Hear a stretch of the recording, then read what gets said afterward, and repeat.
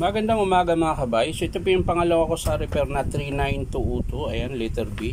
So nakalagay dito mga kabay, ganun din. Ayan. Sira ang switch. Ayan. So iti-testing natin mga kabay. Hawakan lang natin, baka tulad kanina na biglang umandar.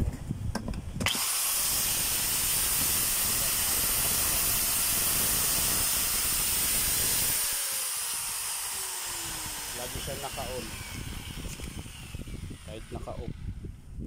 So baka katulad din to kanina mga kabay, switch pa rin ang papalitan. So tara mga kabay, samahan nyo po ako.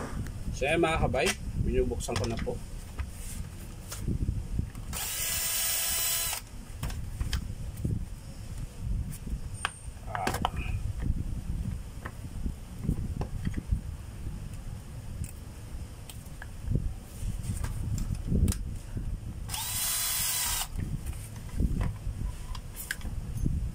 So mga kabay, check din natin yung carbon.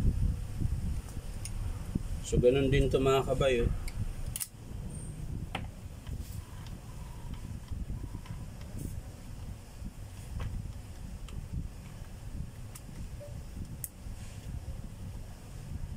Ayun na, bumalik. Pakita ko po sa inyo ng malapitan mga kabay.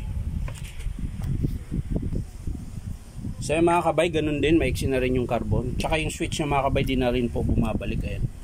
Kahit anong diin ko po, hindi na siya bumabalik. So katulad po to siya nung nauna ko na repair. Ayan. Yan po yung switch mga kabay, hindi na siya nabalik. Kahit ididiin ko pa yan. Ayan. Wala, ayaw. So ang papalitan dito mga kabay, ganun din po, switch lang. So hindi ko na po ipapakita sa inyo kung paano buuin. Papakita ko na lang sa inyo mga kabay kapag in-approve ito ng customer. So yung model nga pala nito mga kabay, ganun din. DWE 300S. Ayan po. Ayan. So yan lang mga kabay. Maraming salamat sa panonood. At pa-like and share na rin po. At syempre subscribe sa po ito aking YouTube account, Tainom Tabay. So maraming salamat mga kabay. Bye bye.